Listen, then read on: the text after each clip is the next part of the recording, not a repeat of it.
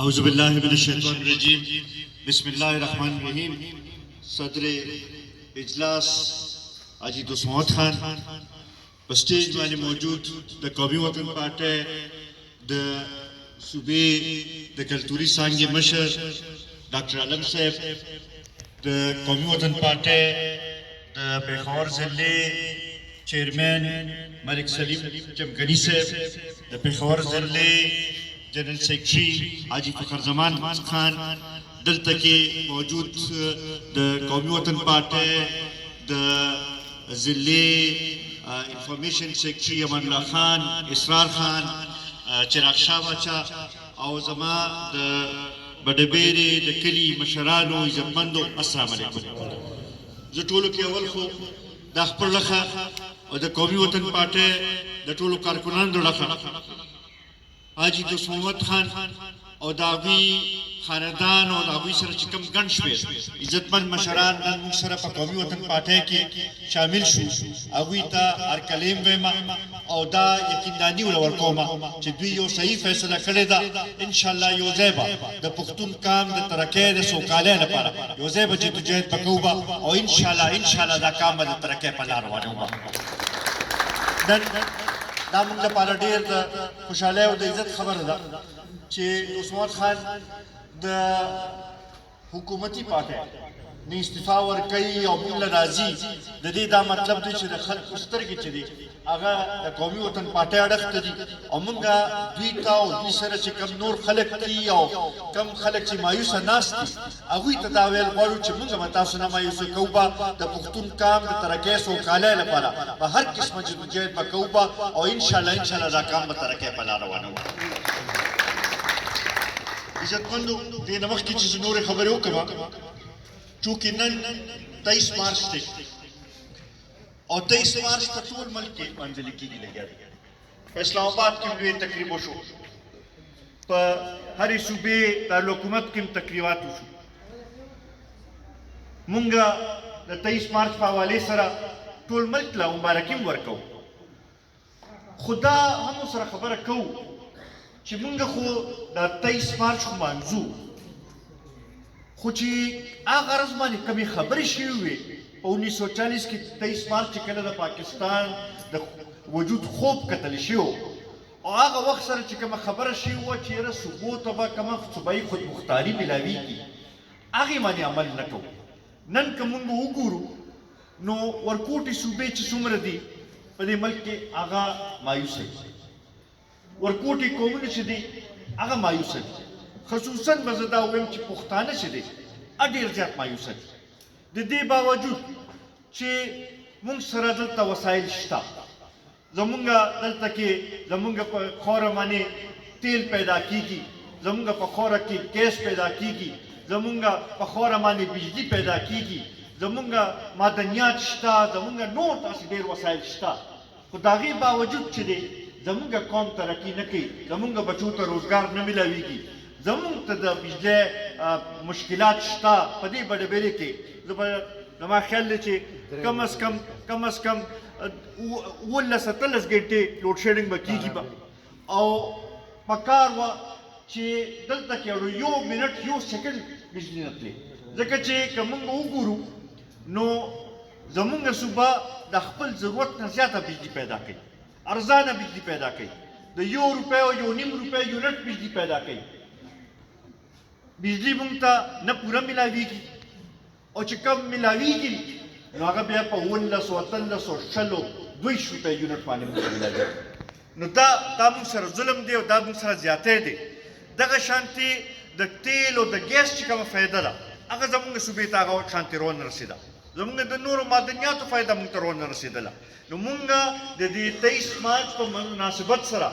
دا مطالبه کوو چې کم از کم هغه قرارداد چې تاسو نن یې مانځئ او تاسو وایئ چې یاره د هغې په حوالې سره موږ دا 23 مارچ مانځو نو کم از کم هغې قرارداد باندې عمل وکړئ د هغې قرارداد چې کوم روح وه په هغې باندې عمل وکړئ او دا ورکوټې قومونه چې دي چې دا څو پورې دا تاسو خودمختاره کړي نه وسایلو په حوالې سره دوی له تاسو اختیار نه ورکړی دا ملک ترقي هغه شانتې به نشي کولی دا کم سوچ چې دی چې صرف مضبوط مرکز چې وي نو ملک په ترقي کوي.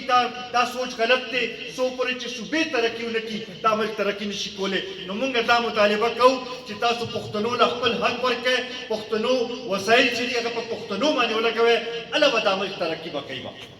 عزتمندو باندې مخکې اسحاق خان هم خبرې وکړې او امان الله خان هم خبرې وکړې. تقریبا د 8 کالو نه په دې زموږ صوبه کې د پاکستان تحریک انصاف حکومت ډېرې وعدې دوی کړې وې او ډېرې دعوې کړې وې. د مدینې د ریاست بنیاد ایښودلو خبره شوې وه. د 1 کروڑ نوکرو ورکولو خبره شوې وه. د نوې پاکستان جوړولو خبره شوې وه. د 50 لکه کورونو جوړولو خبره شوې وه. نن زه د صوبایي حکومت نه هم دا تپوس کوم، زه د مرکزي حکومت نه هم دا تپوس کوم چې هغه وعدې او هغه دعوې ستاسو چېرته لاړل؟ د پاکستان په تاریخ کې په دې 3.5 کاله نه چې دا مرکزي حکومت کله نه دلي جوړ شوی دی، زما خیال د پاکستان په تاریخ کې دومره سپورټ ورته یو حکومت ته هم دومره نه وي میلاو شوی.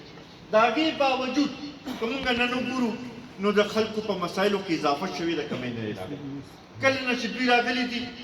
یوه وعده یې خپل سر ته نه رسولې. دې عمران خان به وی چې زاړه حکمرانان قرضې ځکه اخلي چې هغوی کرم دي. نن ته موږ دا تپوس کوو چې تا خو د پاکستان د تاریخ ټولو کې زیاته قرضه واخیستله او د قوم ته هم د هغې په مقابلې کې څه ښکاري نه چې څه لویه منصوبه شروع شوي یا روزګار میلو شوي. نو هغه پیسې چېرته لاړې؟ هغه قرضې چې دی هغه چېرته استعمال شوي؟ موږ ته دا تپوس هم کوو چې تا خو د 1 کروڑ د نوکرو خبره کړې وه، خو په دې 3.5 کاله کې د خلکو نه خو تا روزګار واخیستل. معیشت چې کوم ځای ته ورسېد، کوم طریقې سره چې روان دی، نو بلکل هغه توره تیاره یو لحاظ سره جوړه شوې ده. ګراني چې کوم ځای ته ورسېده،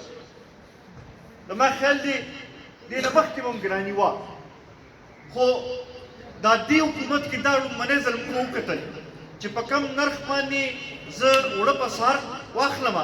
نو ماښام راته واپس په هغې نرخ باندې اوړه بیا نه میلاوېږي. کم نرخ باندې چې چیني زه سهار واخلم ماښام راته هغه نرخ باندې بیا چیني نه میلاوېږي. دوایانې چې کوم د انسان د ژوند بچ کولو لپاره اهم شی دی 500% پای کې اضافه وشوه. 500%. اوړه کم ځای ته ورسېد، غوړي کم ځای ته ورسېد. هر یو شی تاسو وګورئ، تاسو په خپله دغې هر یو کس زما خیال په خپل ځای باندې دې ته پریشانه دی چې یاره دا 2 وخته روټۍ به خپل بچو له څنګه را پیدا کوم. په دې حالاتو کې موږ دنه دا تپوس کوو چې دې 3.5 کاله کې تا څه وکړل؟ نن چې عدم اعتماد اپوزیشن راوستلو، ستا خلاف आवाज اوچت کړو پی ډي ایم، نو نن ته وایې چې یاره زه بجلي چې د 5 روپۍ ارزانوم او پېټرول 10 روپۍ ارزانوم. نن موږ تا نه دا تپوس کوو چې دا په دې 5 روپۍ او په 10 روپۍ باندې نه کېږي. دا کم ځای ته چې تا ورسول پېټرول چې هغه د 70-80 روپۍ لیټر نه چې دی 150 روپۍ لیټر ته ورسېدل. بجلي چې دا هغه د 12-13 روپۍ یونټ نه د 10 روپۍ یونټ ته ورسېده. دا په 2 روپۍ یا 3 روپۍ کمولو سره دې فرق نه راځي. د قوم سره چې کم زیاتي شوي دي د هغې بدل چې دی اوس به دا قوم تا نه اخلي، د ووټ په ذریعې به اخلي، د جمهوري طریقې باندې به تا نه اخلي او دا عدم اعتماد چې دی انشاءالله دا به تاسو ګورئ دا به زر کامیابېږي ځکه چې دا د قوم اواز دی، دا د خلکو اواز دی، دا د دې قوم په دفاع دی. عزتمندو انشاءالله موږ په 26 تاریخ باندې به اسلام آباد ته ځو او هله به واپس راځو چې دې عمران نیازي نه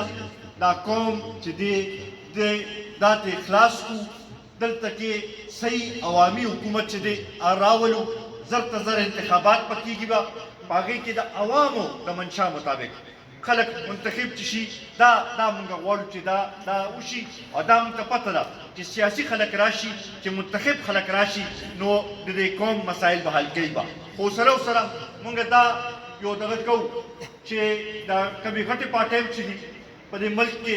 هغوی ته هم دا وایو چې لږ دې ورکوټي قومونو طرف ته هم تاسو توجه ورکړئ خصوصا زه به ورته دا وایم چې د پښتنو کم مسایل چې دي هغې طرف ته لږ توجه ورکولو ضرورت دی نن پښتنو کې مایوسي چې ده هغه په دې وجې باندې ده چې تاسو دوی مسایلو طرف ته توجه نه ورکوئ مونږ ورته دا ویل غواړو چې د پښتنو مسایل به مونږ اوچتو به په هر موقع باندې په هر فورم باندې به یې اوچتو به او د پښتنو د مسایلو لپاره که وینې تویولو ضرورت وي وینه به مونږ تویو چې تاسو به رسېږي ما نه مخکې اسرا باچا هم خبره وکړه دوست محمد خان هم راته خبره وکړه چې دلته کې د بجلی مسلې شته دلته کې د ګیس مسله شته دلته کې حالانکه که تاسو وګورئ نو دا د پېښور ضلع ده د صوبې دارالخلافه ده په کار خو دا وه چې دلته کې دا مسایل وي نه خو دا ټول مسایل دلته کې موجود دي دا مونږ تاسو ته یقینداني راکوو چې مونږ ته کله موقع میلو شوه ستاسو مسایلو طرف ته توجه ورکوو به تاسو لپاره به آواز اوچتوو به ستاسو مسایلو حل به راوباسو به او انشاءالله دا به تاسو ته ثابتوو به چې تاسو به فرق محسوس کوئ زه یو ځل بیا د دوست محمد خان او د هغوی د خاندان د هغوی د ملګرو د هغوی د ټولو کوم کسانو چې دوی سره شمولیت اختیار کړو د هغوی ډېر زیات مشکور یم ستاسو ډېر زیات مشکور یم ځکه چې ما ته پته ده چې دا پروګرام مخکې مونږ 25 تاریخ کې کړو بیا چونکې دا اسلام آباد کې چې کوم حالات جوړ شو او زمونږ هلته کې د تلو خبر راله نو په هغې حوالې سره ما دا پروګرام پې 2 ورځې را مخکې کو د ما خیال یو ورځ په نوټس باندې تاسو ټول دلته کې رالی مونږ له چې دا کم عزت راکړو مونږ ته چې دا کم طریقې سره تاسو د خپل د مینې اظهار وکړو ستاسو دا مینه ستاسو د اخلاص چې دی دا به زه همیشه یاد ساتمه انشاءالله ستاسو د خدمت لپاره ستاسو د مسایلو د حل لپاره په هر وخت حاضر یو ډېره مهرباني